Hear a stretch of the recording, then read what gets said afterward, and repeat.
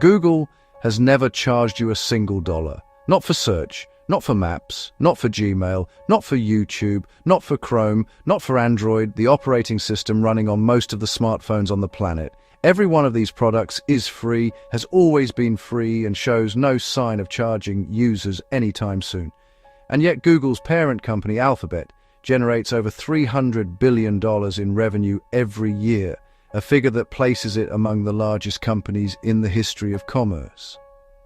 The gap between what Google charges its users and what Google actually earns is one of the most consequential financial stories of the digital age.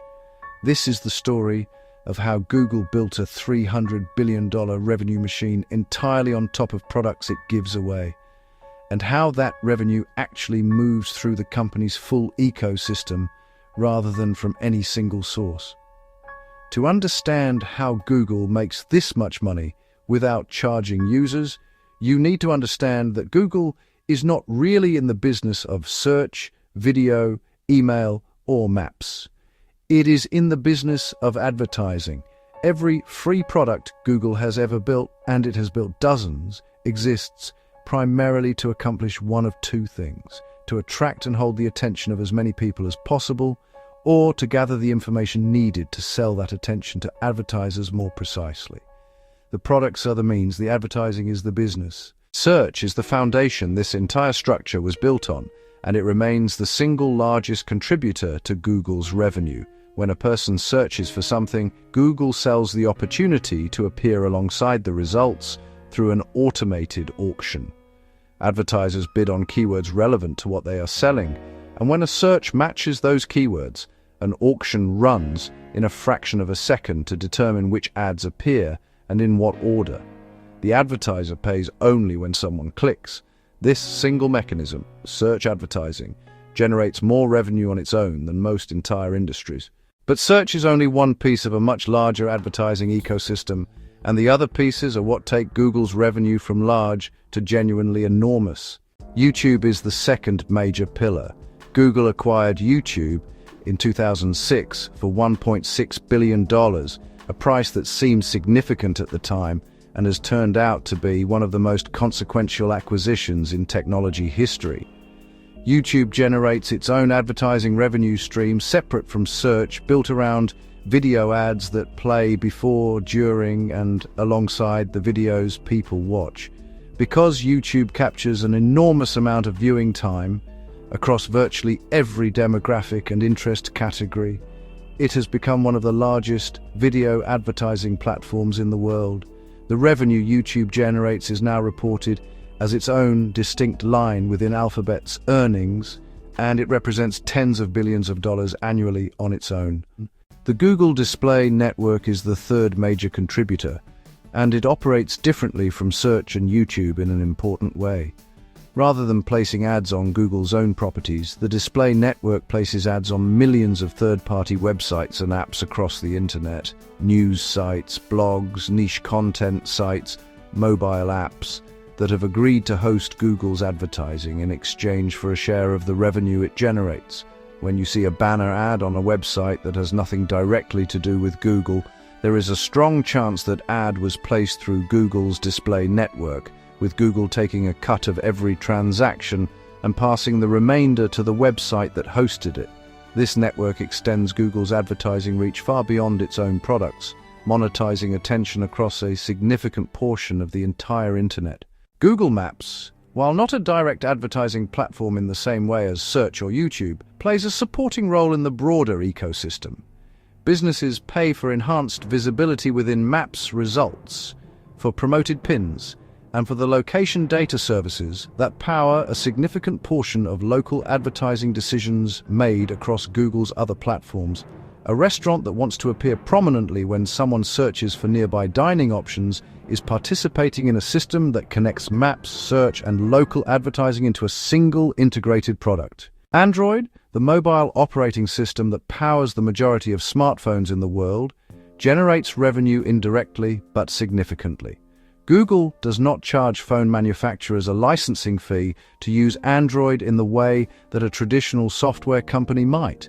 Instead, manufacturers agree to pre-install Google's suite of applications, Search, Maps, Gmail, the Play Store, as a condition of using Android with full access to Google's services. This ensures that the overwhelming majority of Android devices come preloaded with the exact products that generate Google's advertising revenue, effectively guaranteeing Google's advertising ecosystem a permanent and dominant position on most of the world's smartphones before a single app is ever downloaded.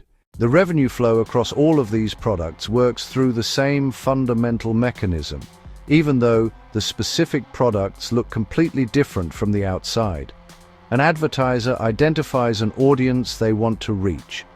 Google's systems determine where that audience can be found, in search results on YouTube, across the display network, or within Maps, and runs an automated auction to place the advertiser's message in front of that audience. The advertiser pays based on clicks, views, or impressions, depending on the specific product and campaign type. Google collects that payment, retains its share, and in cases involving third-party publishers like the display network, distributes the remainder to the website or app that hosted the ad. The reason this model works at the scale it does is the breadth and depth of the data Google has accumulated about user behavior across every one of these products simultaneously. A person's search history, their location data from Maps, their viewing habits on YouTube, the websites they visit that carry Google ads, and the apps they use on Android all feed into a unified understanding of who that person is and what they are interested in. This cross-product data integration allows Google to target advertising with a level of precision that no single product alone could achieve. An advertiser is not simply buying access to search traffic or video viewers. They are buying access to a remarkably detailed picture of consumer intent, built from the combined signal of everything a person does across Google's entire ecosystem. What makes this model scalable is that each additional free product Google builds expands the surface area through which it can both attract users and collect data, without requiring a corresponding increase in advertising sales infrastructure. The same advertisers, the same auction systems, and the same targeting technology serve Search, YouTube, Display, and Maps simultaneously. A business that wants to advertise across all of these channels does not need to negotiate 4 separate relationships. It manages a single advertising account that can deploy budget across the entire ecosystem, and Google's existing infrastructure handles the complexity automatically. This same infrastructure advantage applies to growth. When YouTube's user base grows, it does not require Google to build new advertising sales systems. The same auction technology that prices search ads prices YouTube ads. When Android's global market share increases, it does not require new infrastructure to monetize those users. They are funneled into the same search and advertising ecosystem that already exists. Each product reinforces the others, and the marginal cost of serving one more user across this entire ecosystem is extremely low relative to the advertising revenue that user generates over time.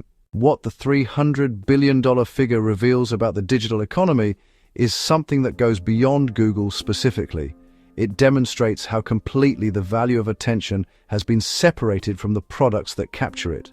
None of Google's most valuable properties were built to be sold to the people using them.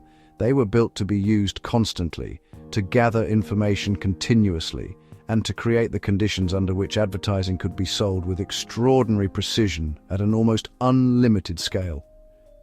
The free product is not a loss leader in the traditional retail sense.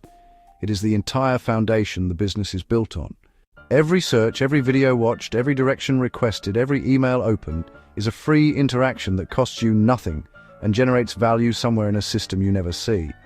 The $300 billion does not come from you paying Google. It comes from advertisers paying for the chance to reach you, made possible by products you use every day without ever reaching for your wallet.